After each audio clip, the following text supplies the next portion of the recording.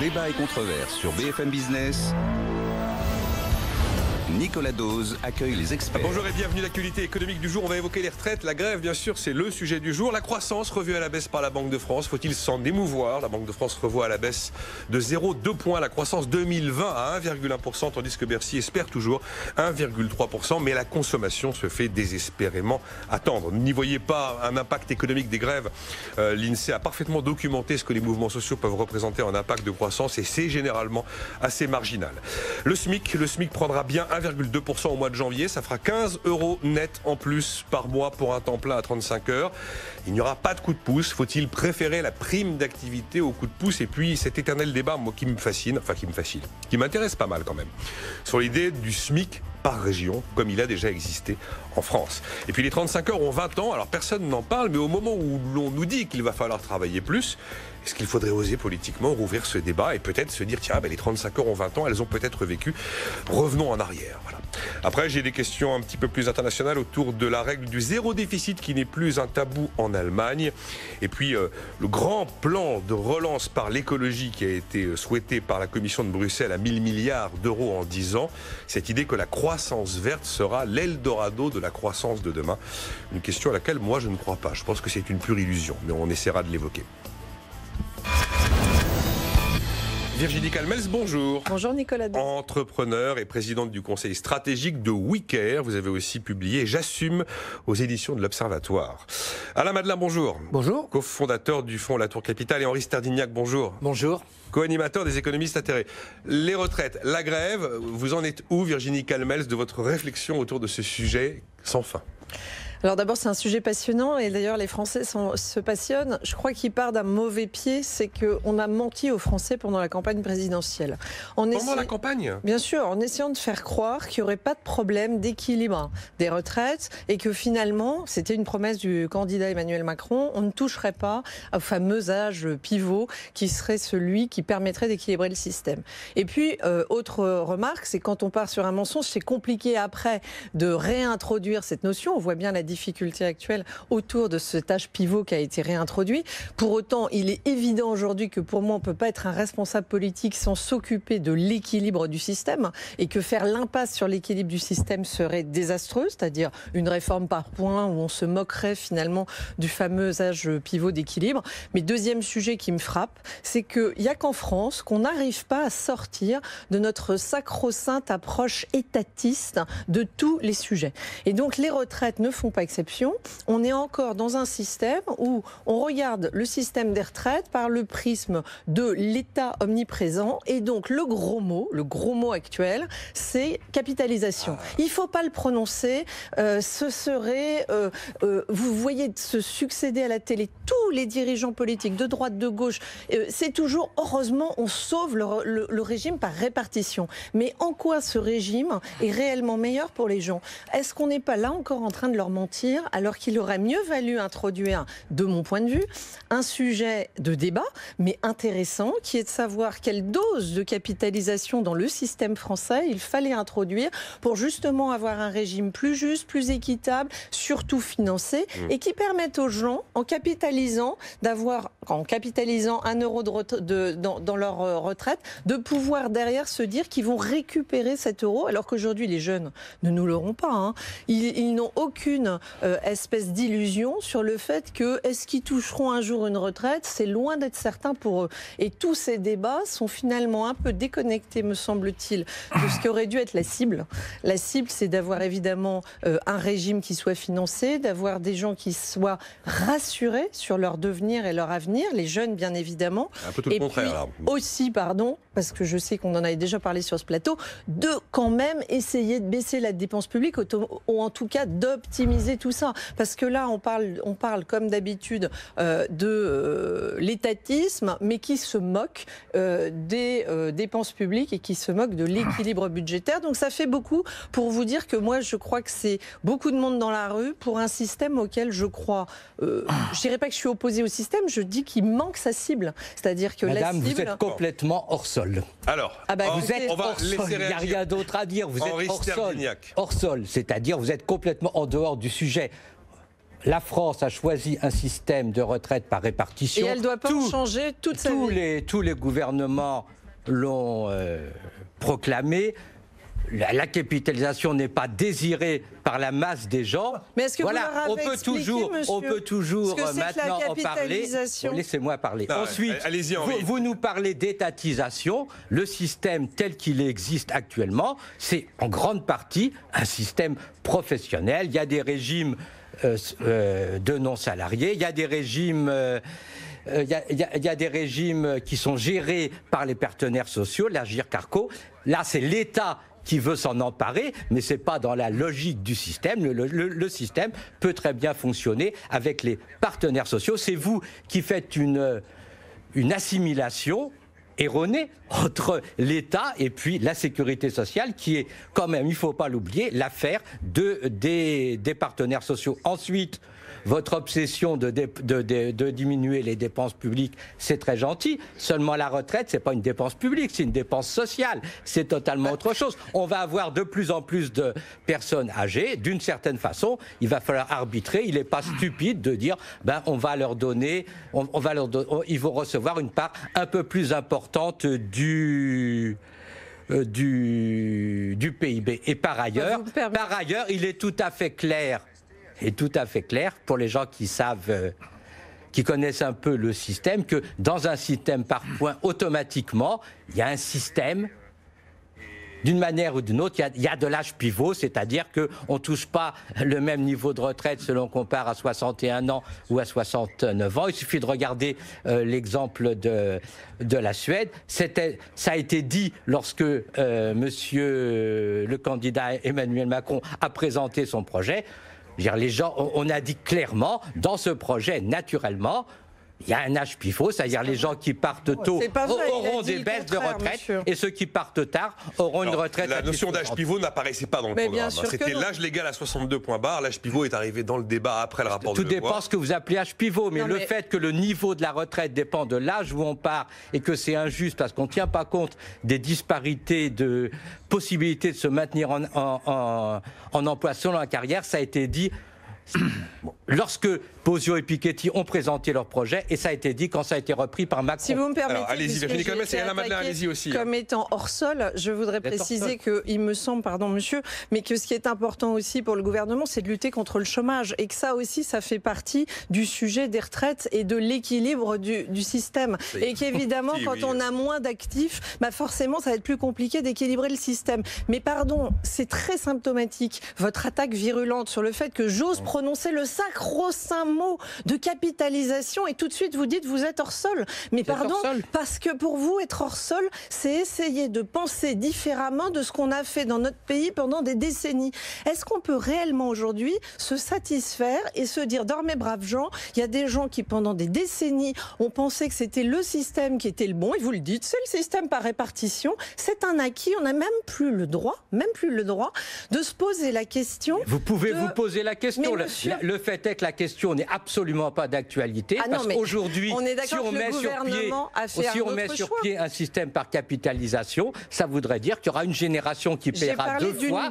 Et dites-moi quelle est cette génération qui paiera. J'ai parlé d'une dose de capitalisation. Je vous rassure, cette dose est introduite dans le projet, puisqu'on dit clairement que les jeunes vont être obligés de le faire, vous le savez très bien. On dit clairement dans le projet que les salariés qui auront un salaire supérieur à 3 fois le plafond de la sécurité sociale, on les renvoie vers la capitalisation. Au-delà de 120 000 Quant au discours sur les jeunes, on peut rassurer les jeunes, il y a des prévisions du corps qui disent tout à fait simplement que le système est viable jusqu'en 2070. Il ne faut pas non plus raconter n'importe quoi sur les jeunes. Par rapport à tout ce qu'on a dit, je sais pas par où vous voulez rentrer, sur quel terrain vous voulez rentrer. Moi, j'aurais plein de questions à poser. Ça fait plusieurs jours que je pense qu'on a voulu mener 2 réformes en même temps, en faisant la réforme de système d'un côté, la réforme paramétrique de l'autre, et que vouloir mener 2 réformes en même temps, eh bien, c'était le risque de n'en réussir aucune. Alors, vous n'êtes visiblement pas d'accord avec moi, mais...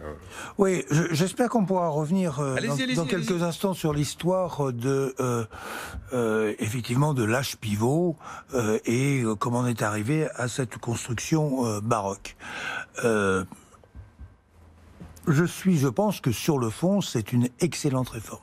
qui pose d'énormes problèmes d'application, qu'il y ait deux réformes que l'on ait mélangées. Vous avez raison. En réalité, nous aurions dû avoir une seule réforme qui a sa cohérence, c'est la retraite par points, où le point, in fine, est la valeur d'ajustement. Nous avons fait en réalité deux réformes, une retraite en points, même d'ailleurs Philippe dit une retraite à points, c'est-à-dire une unité de compte pour l'ensemble des retraites qui fait apparaître des problèmes, qui permet de répondre à un certain nombre de problèmes d'inégalité, pas tous, mais un grand nombre de problèmes d'inégalité qui est très difficile à mettre en œuvre, puisque en réalité, quand on fait apparaître des problèmes d'inégalité, les gens se battent et ceux qui ont des régimes spéciaux, on va leur dire on va vous faire un système spécifique. Oui, mais c'est ce qui va se passer. Je ne suis pas certain qu'on gagne tellement au change et qu'à l'arrivée il restera encore beaucoup d'inéquité d'une certaine façon. Pendant de nombreuses années sans doute. Et en plus, ça va être assez difficile à mettre en œuvre et que le coût sera sans doute important. Mais l'autre point, c'est effectivement avoir un système d'ajustement. Et plus le système d'ajustement est automatique, moins il dépend du politique, plus vous avez, à mon avis, on est d'accord, Alain. quelque et là, chose, c'est pas le cas, ce sera politique. Quelque chose de résilient. Oui. Donc la bonne façon, c'est d'avoir une règle de répartition qui vous dit, je ne vous dis pas quelle est la retraite que vous aurez dans 20 ans, 30 ans ou 40 ans, je vous dis comment elle sera calculé. Et c'est à mon avis, c'est cela la bonne approche. Difficile de diviser les deux problèmes. Pourquoi ? Parce que si vous dites aux gens, on va juste vous faire une retraite systémique. Ouais, mais attendez, vous êtes bien gentil avec votre retraite systémique, mais que vaudra ma retraite dans 10 ans, dans 20 ans ou dans 30 ans ? Ah bon, on ne peut pas vous répondre. On ne peut pas vous répondre. On ne peut pas vous répondre. Ça dépendra de l'espérance de vie, de la population active, de la croissance. Ça dépendra du point, de l'ajustement automatique du point. Si vous dites ça, vous pouvez mettre une règle de calcul. Et les gens sont capables d'accepter une règle de répartition. Le mot répartition, on va répartir la richesse à un moment donné. Si vous mettez la règle, les gens comprennent. Mais si vous dites, je ne vous dis pas la règle et je ne vous dis pas le montant, c'est assez difficile de mener une réforme jusqu'au bout, parce que là, vous inquiétez tout le monde. C'est fait. Je voudrais revenir sur quelque chose qui a été évoqué et qui, à mon avis, est extrêmement important. Dans tous les pays, on a, dans des proportions diverses, des retraites qui marchent sur deux pieds. Un système de répartition, donc quelque chose qui est démographique, et un système de répartition du capital. Parce qu'on peut appeler ça la retraite par capitalisation, une règle de répartition du capital. Je pense que cet aspect est un bon aspect. Le fait de s'abriter des valeurs de la résistance, qui en l'occurrence d'ailleurs, Henri, étaient les valeurs de Vichy, puisque la réforme elle est née à Vichy, c'est la réforme de René Belin. Mais admettons, appliquer les valeurs de la résistance, quoi ? Si vous dites je veux que les valeurs de solidarité puissent exister dans ce pays, vous dites d'accord, il y a des précaires, d'accord, il y a des femmes qui ont des situations particulières, etc. Appliquons la solidarité à ces cas-là. Non, on va appliquer la solidarité aux statuts spéciaux. Attendez, mais c'est pas la solidarité, ça. C'est à la limite presque des privilèges.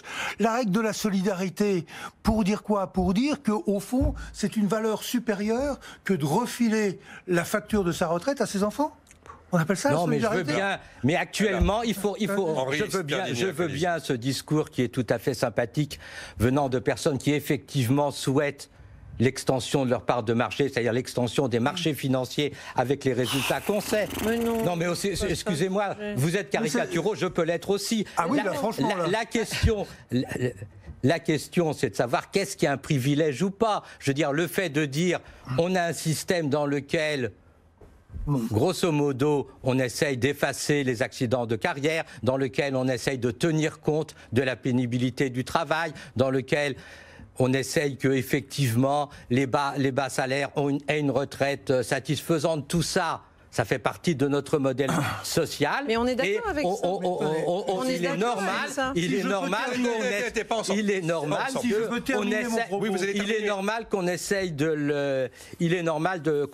le maintenir face à un projet dont tout le monde est obligé de dire que maintenant il devient complètement confus et qu'il va affaiblir notre modèle de manière épouvantable. Je voudrais simplement vous dire que dans le projet actuellement de M. Édouard Philippe, les premières retraites avec le nouveau système seront au mieux versés en 2037. Henri. C'est-à-dire que de 2019 à Henri, 2030, on va en c'est-à-dire que de on va en parler. 2019, Pas ensemble, s'il vous plaît. c'est-à-dire Terminez, que de Henri Stadniak. 2019 à 2037, Et on va en parler. aux personnes ne touchera les On va retraites. en parler. Mais laissez-le finir, Alain, laissez-le finir. Non, est-ce qu'on peut terminer sur la capitalisation Ah oui, mais- De 2019 On a à le droit de débattre. 2037, les retraites on peut vont mettre de être l'ordre dans le débat calculées aussi. forcément sur l'ancien système et donc forcément on va avoir les problèmes d'ajustement qui vont se poser dans l'ancien système et qu'on peut pas dire les deux, on peut pas dire les deux sont indépendants. Allez-y, terminez, Alain Madelin. Pour le bon ordre du débat, si vous voulez, on peut effectivement parler de tout ça, on va en parler, je l'espère. Mais là, il y a eu un point qui a été soulevé, qui est celui de la capitalisation. Oui, d'accord. Et je On voudrais a décidé rester de le sur faire ce au-delà de point. 120 000 euros. Je veux dire, la solidarité qui consiste à refiler la facture à ses enfants, je ne vois pas où est la solidarité. On ne Autrefois- refile Attendez. pas le bébé Mais aux bien sûr enfants. que- On a 126 milliards de réserves Non, dans les caisses. On refile C'est un rien sujet aux enfants. compliqué, les réserves dans les caisses, parce qu'elles ne sont pas vraiment à la main de l'État. Elles existent. Elles Donc, existent. La Elles sont solidarité. sociales. Alors, Alain, oui. Globalement, la solidarité, ce n'est pas ça. On peut même aussi dire que cultiver les valeurs de responsabilité, de prévoyance et Bah oui. d'épargne, cela fait partie aussi de quelque chose qui peut être moral. Les retraites par capitalisation, ça fonctionne. D'ailleurs, il y a une retraite par capitalisation, quasiment la seule qui porte mon nom, Oui. qui est la loi Madelin pour les indépendants. Ça marche bien. Et d'une certaine façon, si l'on avait fait les retraites par capitalisation quand il y avait une fenêtre d'opportunité, c'est-à-dire les années 80, pour faire simple, on aurait fait des retraites par capitalisation, même à la marge, nous n'aurions pas de problème. Juste pour la petite histoire, à l'époque, J'ai une question précise, moi, là-dessus, lorsque mais- l'on a privatisé les entreprises, je disais pour ma part que, au fond, les entreprises nationalisées qui avaient été payées grâce à l'argent des contribuables devraient revenir aux contribuables. Et que si on avait utilisé cette manne pour la donner en dotation à des fonds de retraite par capitalisation que l'on aurait amorcé à ce moment-là avec une faible cotisation d'1 ou 2%, Il serait parti avec les reins solides. je vous garantis que nous n'aurions pas de problème aujourd'hui. Et nous aurions, comme des tas d'autres pays, un système, un pied, la répartition, Oui, un on est deuxième d'accord. pied, Mais alors- la capitalisation. D'autant que vous avez un fonds de capitalisation qui s'appelle le Fonds des réserves des retraites, qui est un fonds d'amortissement qui a été créé Oui. par Jospin. Il y a 35 Si vous milliards regardez, d'excédents dedans on l'a arrêté, ce qui est idiot, parce que ce fonds était bien géré, c'était un fonds de capitalisation globale pour garantir, au fond, les mauvaises années des retraites. Et si vous regardez sa gestion, c'était la parole, une excellente gestion. Il y a quand même un paradoxe à que ceux qui sont opposés au fonds de capitalisation sont en même temps ceux qui dénoncent le grand capital. Ben, si vous pensez que le capital est trop servi quelque part, Il faut aller- répartissez l'argent du capital. Et Virginie si je Calmette, puis me allez-y. permettre là-dessus, Alors, je allez-y. voudrais simplement dire, pour revenir sur le fait d'être hors sol ou pas, est-ce qu'on peut essayer de penser la France autrement que dans un îlot où on serait les seuls à avoir compris magnifiquement le système et les autres seraient tous des abrutis? Parce que, pardon de vous dire qu'ailleurs, il y a justement cette mixité dans l'approche. Et je vois pas pourquoi vous êtes aussi virulent quand on essaye au contraire de dire qu'il faudrait peut-être réfléchir un peu différemment de ce qu'on a toujours fait, parce qu'aujourd'hui, on n'est pas en situation de donner des leçons au monde entier. On n'est pas dans une situation financière, économique en France qui permette d'être dans l'arrogance et de dire qu'on a le meilleur système au monde quand on a 9 millions de pauvres et 6 millions de chômeurs. Je pense que ça invite à l'humilité et qu'il est important de penser aux générations futures. Et moi, je reste convaincue, et nous ne serons pas d'accord sur ce sujet, qu'avoir une approche qui soit plus mixte et qui introduit de la capitalisation, évidemment, monsieur, que je ne peux être que d'accord avec vous sur le fait qu'il faut, et c'est l'honneur de la France que de venir en aide à ceux qui sont les plus défavorisés, et il faut évidemment, cette répartition est intéressante, mais ne faire que ça, c'est mettre en péril le système, a fortiori quand vous dites l'âge pivot, c'est une évidence, ben non, c'est le contraire. Ah, Il est On trop a tard. justement- Votre discours est bien gentil. C'est Henri trop tard. Stadniak. C'est trop tard compte tenu de la compte tenu de la situation où on est. Il faut rappeler quand même que la France est un des pays du monde et un des rares pays du monde où les retraités ont le même niveau de vie que les actifs. Donc on a le droit c'est un des rares pays du monde où il y a très peu de retraités pauvres, donc on a le droit quand même de se féliciter de notre système, qui n'est pas, contrairement à ce que disent beaucoup de gens, un système en faillite. Et d'autre part, il faut rappeler que naturellement on a des réserves. Donc c'est pas les enfants, on ne va pas faire payer nos retraites par le déficit. Quand on est entrepreneur ou politique, on a envie de changer le monde, monsieur. Et moi, je ne suis pas dans la résignation en disant c'est trop tard. Je pense que le débat d'idées n'est jamais trop tard. Je pense qu'essayer d'apporter des idées ou essayer de sortir un peu de cette boîte dans laquelle on s'enferme avec des politiques qui sont étatistes de gauche comme de droite, je pense que ça pourrait faire du bien. Moi, j'ai le droit de penser que le modèle social français, c'est l'avenir. Mais alors, moi, on va marquer une pause. Il est quand même sacrément amoché, le système social français. Deux choses tout de même. Quand on évoque effectivement un peu plus de 100 milliards de réserves, ce sont pour la plupart des excédents qui appartiennent à des caisses autonomes et qui n'ont pas l'intention de voir leurs excédents devenir fongibles. Il y a une partie qui est à l'Agirc-Arrco, il y a une partie qui est à la régime additionnel de la fonction publique. Oui, absolument. Et puis les caisses qui ont accumulé cet argent en raison d'un bon équilibre démographique, on va en discuter. Et puis je sais plus ce que je voulais vous dire. Oui, si, attends, on va parler de l'âge pivot parce que je voudrais avoir votre avis. Moi, je considère que l'âge pivot, à mon avis, c'est la mesure sur laquelle il va falloir renoncer. Et sur la capitalisation, oui, certes, la loi a prévu qu'au-delà de 120 000 euros de revenus annuels, on aurait une mini-cotisation et on devrait effectivement s'assurer soi-même pour la retraite par de la capitalisation. On aurait pu décider que c'était un plafond et demi de sécurité sociale et pas 3. Oui. Et à ce moment-là, il y avait nettement plus de capitalisation. Je sais que le capital est gourmand et que naturellement, on a besoin d'augmenter ses parts de marché. On va marquer une pause. Mais c'est pas ça l'objectif. On marque une pause. La Bourse de Paris a pris 26%. Les gens aient une retraite décente. La Bourse de Paris a pris 26% depuis le début de l'année. C'est la 5e fois dans l'histoire que les moutons sont en bonne santé. On marque une pause. On se retrouve dans un instant autour de ces questions. À tout de suite. Débat et controverse sur BFM Business. Nicolas Dose accueille les experts. Virginie Calmels, entrepreneur, présidente du conseil stratégique de WeCare, qui a publié J'assume aux éditions de l'Observatoire. Alain Madelin, cofondateur du fonds Latour Capital, et Henri Sterdignac, co-animateur des économistes atterrés. Oui, Henri Sterdignac, on va essayer de faire des réponses un peu plus resserrées. On aurait pu imaginer qu'on faisait un peu de capitalisation, pas au-delà de 120 000 euros, mais au-delà de 80 000, par exemple. On était plus sur quelque chose, un mixte, comme ce que décrivait Virginie Calmels. C'était pas scandaleux. C'est ce que vous pouvez souhaiter, vous, compte tenu de votre idéologie. Le problème, c'est que c'est pas ce que les cadres souhaitaient. Il faut quand même rappeler que le fait que le plafond des cotisations à la Algirc a été mis à 8 fois le plafond de la Sécu, c'est les cadres qui l'ont demandé. C'est des cadres qui ont préféré effectivement être à l'Algirc plutôt qu'être sur les marchés financiers. Donc, il n'est pas stupide. Voilà. Il n'est pas stupide de dire ce plafond, quand même, on demande un peu l'avis des personnes intéressées, et ces personnes intéressées, peut-être qu'elles sont idiotes, mais elles considèrent qu'elles ont une certaine sécurité dans un système public plus que sur les marchés financiers. Est-ce qu'on peut laisser aux gens aussi le choix de décider de leur destin? Ils le font un peu déjà. À un moment donné, oui, mais non, la CAPI, ça existe bien encore. sûr, mais on est quand même extrêmement dirigiste. Vous voyez, le débat le démontre. Donc, il y a un moment donné, je pense qu'il faut aussi ne pas considérer comme des gros mots certaines solutions et permettre à des gens de s'engouffrer dans ces solutions. Jusqu'à présent, les cadres qui ont des revenus élevés et qui ont forcément des taux de remplacement relativement bas, qui est-ce qui les empêche d'épargner? Qui est-ce qui les... Rassurez-vous, il y en a qui le font. Il faut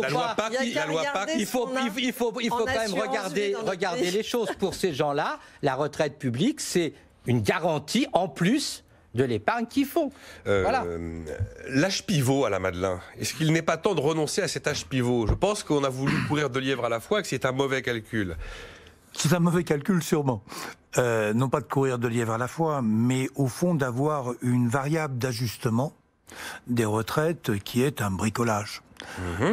Au point où on en est, je ne sais pas ce que ça va donner, et sans doute le gouvernement serait bien avisé de modifier cela, parce qu'il faut bien trouver une porte de sortie. Mais il n'en reste pas moins que, je le dis et je le répète, le gouvernement et Édouard Philippe ont été courageux en disant « je ne veux pas mettre une réforme sur la table avec juste les modifications par point, mais je veux aussi avoir une règle d'équilibre ». On peut maintenant resserrer la règle d'équilibre. La règle d'équilibre, c'est quoi? C'est d'une part, on ne dépense pas plus que ce qu'il y a dans les caisses. Ou éventuellement, en augmentant les cotisations, si c'est un choix collectif, je crois que ce n'est pas raisonnable, mais pourquoi pas? Donc on ne dépense pas plus que ce qu'il y a dans les caisses. C'est le principe de la répartition. On répartit ce qu'on a. On répartit ce que l'on a. Et d'une certaine façon, pour l'instant, compte tenu de ce qui se passe, on peut dire que on va travailler un peu plus progressivement. C'est déjà inscrit dans la loi Touraine. Progressivement, c'est la loi Touraine, on peut la modifier un peu, mais on va très progressivement en fonction de l'allongement de la durée de retraite. Bon, c'est ça le cadre. Une fois que vous avez dit ça, vous pouvez avoir la solution d'un système par points. C'est-à-dire qu'au moment où vous avez accumulé des points, je regarde et je transforme ces points en droit à la retraite, je mets une clé de répartition axée sur une formule, la démographie, la projection de la durée de vie, etc. Et j'ai une formule qui vous donne la valeur du point. Donc vous avez une règle de répartition qui est une règle juste, puisque vous pouvez projeter cette règle sur l'avenir. Elle n'est pas une règle d'arbitraire politique. C'est pas, voilà. Et donc vous avez une règle qui est celle-là. Et vous avez... Ce qui inquiète les gens, c'est que la valeur puisse baisser. Et vous avez une valeur du point. Cette valeur du point, éventuellement, vous avez raison, elle peut baisser, mais à ce moment-là, l'ajustement je pars en retraite plus tard, c'est un ajustement individuel. Là, on dit la valeur du point, on la garantit. Les partenaires sociaux et la loi. À ce moment-là, vous n'êtes plus dans un système par point. On est d'accord. Et deuxièmement, comme c'est pas raisonnable, un système dirigé, comme ce n'est pas raisonnable, on dit au lieu que vous puissiez vous-même choisir l'âge de votre départ en retraite, on va mettre un âge d'équilibre. C'est-à-dire que dès le début, c'est comme si on dévalue, on vous donne une valeur du point garantie, mais je la dévalue. De combien? De 5, de 10%, c'est la fameuse décote, mais je dévalue d'entrée de jeu, ce qui n'est pas raisonnable. Et deuxièmement, je mets un système de renoncer à cette idée-là. Je mets un système de décote dont on sait c'est une guillotine arbitraire. C'est horrible le système de décote tel qu'il existe aujourd'hui parce que il pénalise et donc, Alain, la situation. Il faut avancer. Donc, vous êtes dans un système d'âge d'équilibre plus décote qui est, à mon avis, très inférieur au plan de l'efficacité économique et même de la compréhension à un système d'ajustement par point. Et si le point est à une année un peu trop faible, vous décidez de partir en retard, c'est-à-dire que partir plus tard, c'est-à-dire que l'allongement de l'âge de la retraite n'est pas fait par le gouvernement avec un mécanisme un peu bâtard. D'accord, mais ça, c'est une réforme qui n'existera pas. Les Français eux-mêmes. Donc ça n'existera pas. Vous avez raison. C'est trop tard. C'est bien dommage. C'est trop tard. Ça n'existera pas. Donc on est dans un système de décote qui est de âge d'équilibre décote. Qui est un peu baroque. Et je suis désolé. Henri Stagignac et Virginie Camels, pour terminer sur les retraites. Je suis désolé. Je suis désolé de vous contredire, mais dans un système par points, naturellement, quelle que soit la manière dont ça se nomme, il y a automatiquement un âge d'équilibre, il y a automatiquement, qu'on l'appelle âge pivot ou âge d'équilibre, il y a forcément une retraite qui diminue de 5% par année de travail en moins, et forcément... Non. Bon, excusez-moi. Je vais t'envoyer, j'écris un bouquin de 300 pages sur la question. J'ai des travaux académiques qui, d'une certaine façon, font autorité. Excusez-moi, personne... Bon, c'est pour ça que, naturellement, le projet de Delevoye, c'était le seul projet possible. C'est-à-dire, c'est un projet où on dit, il y a un âge d'équilibre, et cet âge d'équilibre, naturellement... vous avez 5% en plus ou de moins selon que vous partez plus ou moins tard. Et cet âge d'équilibre, d'après le rapport Delevoye, il augmentait au cours du temps quand exactement la durée de vie augmentait. C'est la seule manière de faire fonctionner un système par points. Et le seul reproche qu'on pouvait faire à Delevoye, c'est que dans son système, on ne tenait absolument pas compte de la différence d'espérance de vie suivant la carrière. Mais le mécanisme tel que Delevoye l'a mis en œuvre, c'est le seul mécanisme qui fait fonctionner un système par points, et les gens qui disent le contraire Vous avez tant de points, la valeur du point est de temps, et vous, à partir de ce moment-là, vous prenez votre retraite à 60 ans, 62 ans, 70 ans, ça n'a plus aucune importance. Ça, c'est pas vrai. C'est pas comme ça que ça fonctionne. Mais on n'est pas sûr que le gouvernement, finalement, suive les préconisations de M. Delevoye. C'est peut-être aussi le problème dans lequel on est plongé aujourd'hui. C'est qu'indépendamment du débat où, effectivement, le gouvernement a fait un autre choix, M. Delevoye a commis un rapport qui est quand même extrêmement détaillé, sur lequel il y avait effectivement des mécanismes. Moi, ce que j'entends quand même, une petite musique qui pourrait faire qu'on abandonne une partie de cet équilibre-là. Vous parlez de ça, mais en même temps, vous voyez bien que l'âge pivot est en questionnement par les syndicats. Et on va voir si le gouvernement va tenir ou pas sur cette notion-là. On se donne rendez-vous dans les semaines à venir. Delevoye a mis en musique le plus fidèlement possible ce que lui a demandé de faire Emmanuel Macron. Emmanuel Macron lui a dit « Faites-nous donc un régime par points » et M. Delevoye a fait tout à fait logiquement un régime par points avec la logique même du système par points. Il y a un autre problème qui s'est posé, c'est que dans le gouvernement, certains ont dit en plus de la réforme, il faut des mécanismes très rapides pour un retour à l'équilibre, et c'est pour ça qu'on a rajouté au projet de réforme un petit ajout disant on va mettre tout de suite un âge pivot pour des gens qui ne sont pas concernés par la réforme. Et c'est ça le petit ajout qui fait problème avec la CFDT. C'est deux problèmes différents. On a terminé. Un régime par points, c'est un régime où vous avez tant de points à un moment donné accumulés, et vous avez un taux de change pour les transformer dans la retraite. À partir du moment où vous avez un change fixe, ce qui a été dit, le taux de plus ou moins d'ailleurs, c'est un peu plus compliqué, mais ce qui a été compris en tout cas, c'est que vous avez des points dont la valeur est définitivement fixée. À ce moment-là, vous ne pouvez plus avoir un ajustement.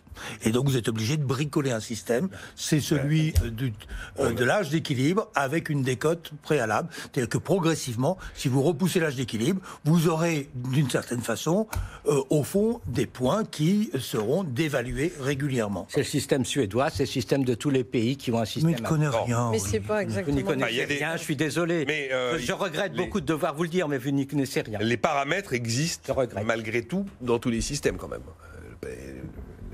L'espérance de vie, la population active. Bon, on change de sujet. Il reste 15 minutes. Passons au SMIC. Le SMIC va prendre 1,2% au mois de janvier, Virginie Calmels. Alors, est-ce que vous êtes plus coup de pouce ou prime d'activité ?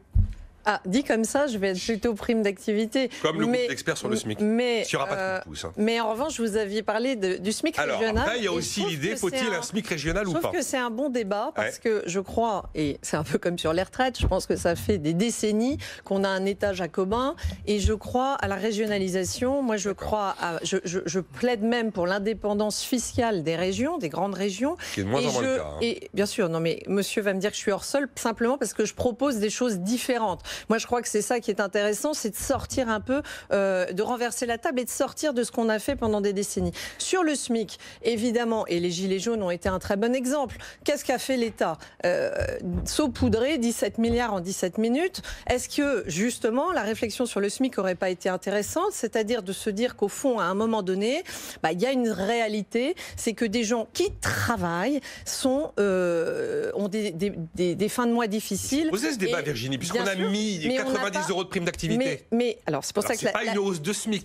Non, mais la prime d'activité, moi, j'y suis favorable. Mais en même temps, je pense que c'est intéressant de réaliser qu'on ne vit pas de la même façon aujourd'hui avec un SMIC quand on habite dans certains endroits. On est d'accord là-dessus. Oui, on est tous d'accord, mais on ne parle pas de ce SMIC régional. Et je pense que ça pourrait être intéressant de se dire qu'à un moment donné, eh bien, effectivement, il faut tenir compte, et notamment des contraintes dans le domaine du logement, qui pèsent considérablement et de façon très différente entre quelqu'un qui habite dans une métropole ou quelqu'un qui habite en ruralité. Évidemment, sans donner l'impression, parce que je suis très attachée au développement des territoires ruraux, que ce serait du coup négatif d'habiter en territoire rural. Oui, En revanche, de dire qu'au fond, ce qu'on appelle un minimum vital, parce qu'en fait c'est comme ça qu'est conçue l'idée de se dire qu'on ne peut pas vivre à moins d'un certain seuil et que le travail doit être rémunéré. C'est un salaire horaire, le SMIC. Et vous avez raison. Parce que si vous travaillez 20 heures dans le mois ou 15 heures dans le mois, vous êtes au SMIC, mais vous n'avez pas de quoi vivre correctement parce que vous n'êtes pas à temps plein. Absolument.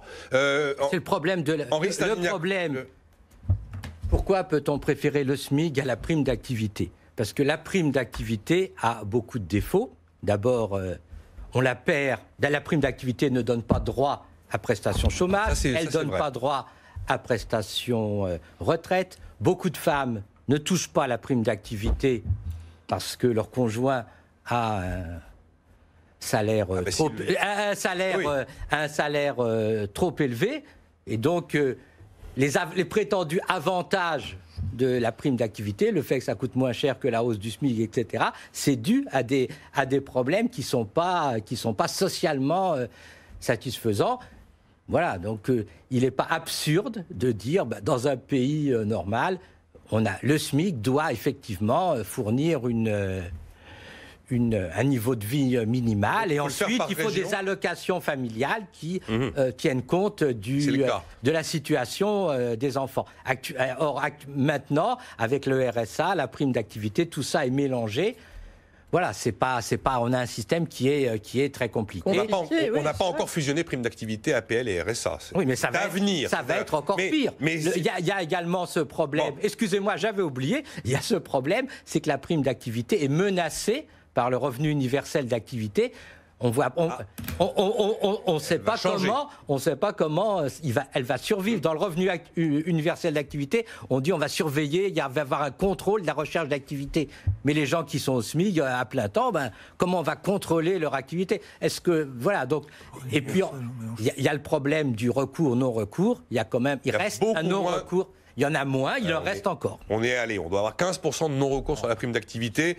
Il était prévu qu'elle touche 5 millions de ménages et on est tout près quand même. C'est quand même un dispositif qui, certes, n'a pas été une hausse de salaire, mais a été une amélioration de pouvoir d'achat. Mais qui est remise en cause, effectivement. Il faudrait ne pas le toucher au minimum. On n'a pas remis en cause les gains de prime d'activité 2019 dans le budget 2020. Non, mais je dis avec le revenu universel d'activité... On va voir ça. Je reconnais que ça crée pas mal d'incertitudes, le revenu universel d'activité, puisqu'il s'agirait de fusionner prime d'activité, RSA d'activité et les APL. Pour l'instant. Alain Madelin, par rapport à la préférence coup de pouce, il n'y en aura pas, ou alors prime d'activité, et puis l'idée d'avoir un SMIC par région, considérant que les prix des logements sont tellement disparates que ça a du sens. Oui, bien sûr, ça a du sens. Oui, ça a du sens. Et bien sûr. D'ailleurs, d'une certaine façon, souvenez-vous, dans les années 70... On a en réalité subventionné, sous des formes diverses, l'immigration pour venir travailler dans des grandes métropoles où étaient concentrées les usines, plutôt que de déconcentrer les usines sur le territoire dans des zones où le salaire minimum aurait pu être moindre, compte tenu du fait du niveau de vie. Donc on a fait plein d'erreurs économiques autour du SMIC. L'idée qu'il y ait quand même une barrière à la baisse des salaires, bien sûr, c'est je soutiens cette idée, malgré tout, même si peut-être aurait-on pu la régionaliser.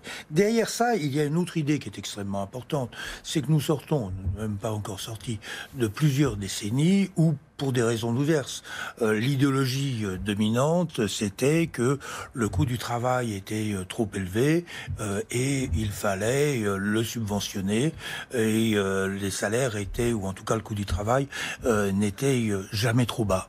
À mon avis, ça a été une erreur, je l'ai dit de 1000 fois ici à ce même micro, puisque ça n'a empêché, au fond, la recherche de gains de productivité qui aurait permis la montée en gamme et qui nous aurait donné sans doute une meilleure santé économique.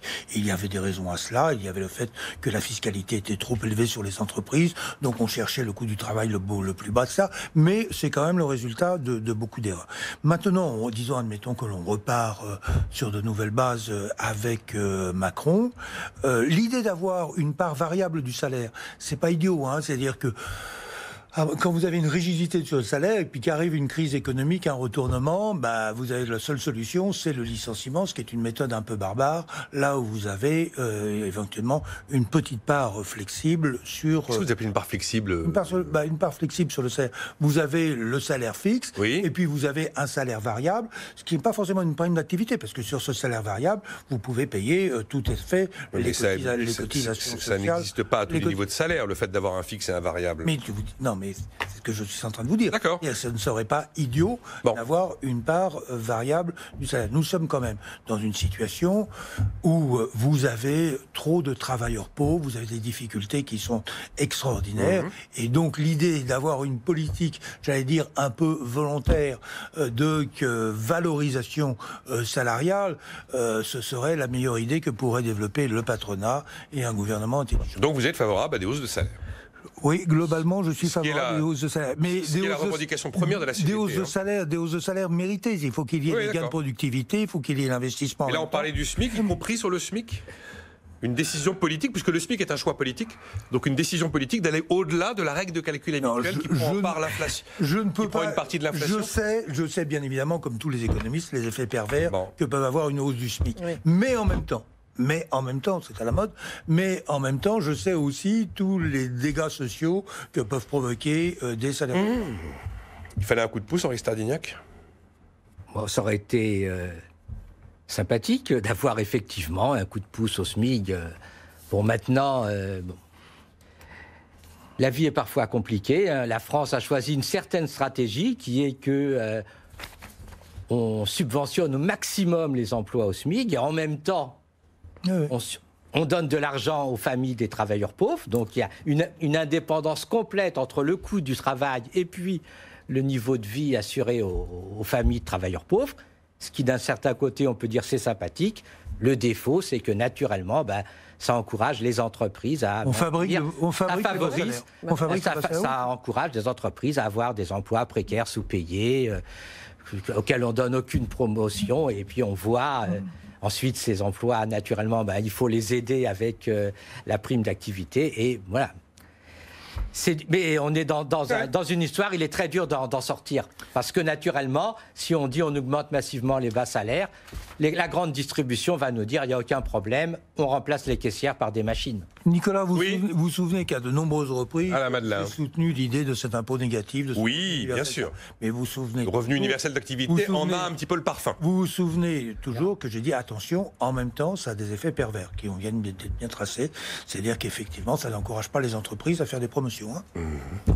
On a 6 minutes. Je sais que le sujet vous intéresse, Henri Stardignac. On a eu le grand pacte vert de Ursula von der Leyen à 1000 milliards d'euros étalé sur 10 ans, qui a été assez bien d'ailleurs détaillé. Et cette grande idée d'ailleurs que la croissance verte, c'est l'Eldorado de demain. Et il y a que certains économistes qui commencent à douter du fait que la croissance verte serait forcément génératrice de croissance, et forcément génératrice d'emplois, et forcément génératrice de bien-être et d'épanouissement pour l'ensemble de la société. Est-ce que vous avez la certitude que la croissance verte, le mot croissance et vert, mérite d'être accolé en fait? Est-ce que c'est pas la croissance verte d'abord un coût ou alors un choix politique qui nous conduira d'une certaine manière vers une forme de décroissance justement? La croissance verte, oui, mais il faut dire clairement que c'est une croissance à -2, -3% par an. C'est-à-dire que naturellement, on a une contrainte écologique qui est extrêmement lourde. Cette contrainte écologique, il faut absolument essayer de lutter contre elle. Donc il faut prendre des mesures épouvantables d'économie d'énergie. Il faut prendre des mesures épouvantables pour décarboner notre énergie. Donc il faut absolument effectivement investir ces 1000 milliards, c'est une obligation. Ça suffira pas parce que également il faudrait investir autant en Inde, en Chine, etc. On n'a pas le choix, on est obligé de le faire. Mais de toute façon, si on veut respecter l'objectif neutralité carbone en 2050, ce qui est l'objectif, ça veut dire obligatoirement, sauf miracle. On peut toujours dire qu'il va y avoir une invention fabuleuse, mais s'il n'y a pas cette invention fabuleuse, même en maintenant le nucléaire, parce qu'il va falloir maintenir le nucléaire, on aura beaucoup de mal à avoir une croissance positive. le discours, et je suis d'accord pour une fois avec Nicolas Dos, dire on ne peut pas avoir un discours disant la croissance verte, ça augmente le bien-être, parce que naturellement, d'abord, on est obligé de prendre des mesures qui vont nuire au bien-être. Par exemple, on va interdire les climatiseurs, des choses comme ça. Et puis de l'autre côté, lorsqu'on a une contrainte supplémentaire, naturellement, lorsqu'il y a une contrainte supplémentaire, naturellement, ça nuit au bien-être. Voilà, la croissance verte n'est-elle pas une illusion? C'est quand même ça la question. Je suis d'accord avec ce que vous venez de dire quand il s'agit des très gros investissements. Donc là, évidemment, quand on parle de l'énergie et quand on parle de gros investissements en perspective, je suis d'accord avec ce que vous venez de dire. Mais je pense qu'il ne faut pas non plus complètement ignorer tout ce qui est nouvelles technologies qui se développent aussi dans le domaine de l'éco-responsabilité, qui sont générateurs d'emplois et qui ne sont pas nécessairement accompagnés d'investissements colossaux. Donc je serais beaucoup moins négatif que monsieur, en l'occurrence, en disant que, comme toujours, le diable est dans les détails, et parler de croissance verte en général, c'est peut-être ignorer qu'au fond, on a différents types d'activités, certains qui vont être demandeurs de très gros investissements, et donc avec un retour sur investissement qui peut être lointain, et du coup avoir même une croissance négative, mais d'autres qui, au contraire, peuvent générer tout de suite, et vous le voyez, il y a énormément de fourmillement dans notre pays, de créateurs d'entreprises, d'entrepreneurs. Moi, je leur fais confiance parce que je pense que c'est eux qui sauvent le monde plus que plein d'autres acteurs sur la planète. Et je reste convaincue que derrière aussi ces innovations, il peut y avoir une création d'emplois intéressante. Il ne faut pas trop faire confiance au privé. Il faut des taxes importantes. Il faut des taxes carbone importantes pour effectivement orienter. Les Allemands s'y mettent. Les Allemands s'y mettent. Ils partent à 25. Est-ce qu'on peut sortir de cette idéologie c'est pas une idéologie. Capitalisation ou rien que privé serait un gros mot? Le comportement spontané des gens ne vont pas forcément, s'il n'y a pas effectivement des incitations de prix, ça ne va pas dans le bon sens. Il faut quand même imaginer qu'il y a un quasi-consensus d'économistes pour dire qu'il faudra un prix au carbone. Quoi qu'il arrive, il faudra un prix au carbone. Ne mélangeons pas tout. Mais on a quand même des jeunes générations qui sont en train de se préoccuper vraiment beaucoup plus que les anciens de ce sujet de l'écologie et de la responsabilité, et que ça génère beaucoup de nouvelles idées entrepreneuriales avec de l'innovation. Les attitudes des enfants dans les familles, c'est eux qui tirent les parents. Faisons confiance à la jeune génération pour sortir un peu du cadre, là encore, Alain, qui est le nôtre depuis on a une minute 40. Est-ce qu'il faut dire croissance verte ou décroissance verte? Voilà, c'est le bon conflit. Le conflit entre la croissance verte et la décroissance verte, un peu autoritaire. J'interdis les avions ou les voyages, je rationne les voyages en avion. Je supprime les climatiseurs. On a une taxe billet d'avion nouvelle qui arrive en janvier. Voilà, la décroissance verte, c'est un projet qui a sa logique, mais qui n'est bien évidemment pas le mien.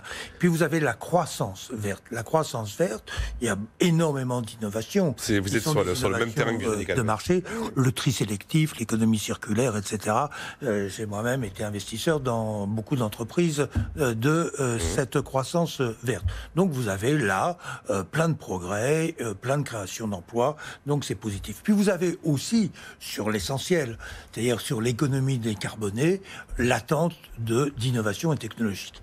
Et ces innovations technologiques, si elles arrivent, elles peuvent avoir un effet, et elles arriveront, elles peuvent avoir un effet tout à fait considérable. Elles ne vont pas créer de la croissance directement, puisque en réalité, si vous supprimez, vous divisez par 20 la consommation de pétrole avec des carburants décarbonés qui coûteront beaucoup moins cher, vous allez baisser le PIB. Mais en réalité, vous allez dégager un pouvoir d'achat vers plein d'autres activités, et là, vous pouvez avoir une formidable croissance à base verte. À base verte. Vive l'intelligence humaine. C'est un pari technologique et il n'est pas sûr de le gagner. On n'est pas sûr de le gagner, malheureusement. Il faut le tenter. Voilà. Il faut le tenter. Mais je veux dire, on n'est pas sûr de le gagner. sûr de rater. Mais par contre, moi, je suis pour la prise de risque. Bon, on est à peu près sûr qu'un jour ou l'autre. Tous les gagnants ont acheté un billet. Oui, tous les gagnants ont tenté leur chance. On peut très bien aller à la catastrophe. Jusqu'à présent, les innovations technologiques n'ont pas empêché que de plus en plus, on émette de gaz à effet de serre. Donc il y a un problème. On a du mal à réduire. Globalement, au niveau de l'humanité. Tu oublies le nucléaire. Pour l'instant, on a du mal à freiner la progression, ça c'est vrai. Il y aura un prix au carbone un jour ou l'autre, quoi qu'il arrive quand même. Mais ça, on en reparlera, on n'a pas le temps là. Espérons. Bah oui, les Allemands s'y mettent. Ils viennent d'avoir 25 €, c'est un peu peanuts, mais enfin, ils commencent là. Ils ont annoncé 25 € la tonne. Ce sera un choix politique et pas un choix économique. Mais ça, ce sera un choix politique. Pas économique. Ah non, mais personne ne dit que ce serait un choix économique. Si, beaucoup. Non. Un choix économique. Je me fais engueuler par la régie parce que je suis trop long. C'était Virginie Calmel, Salah Madelin, Henri Stardignac. On se retrouve demain à 9h.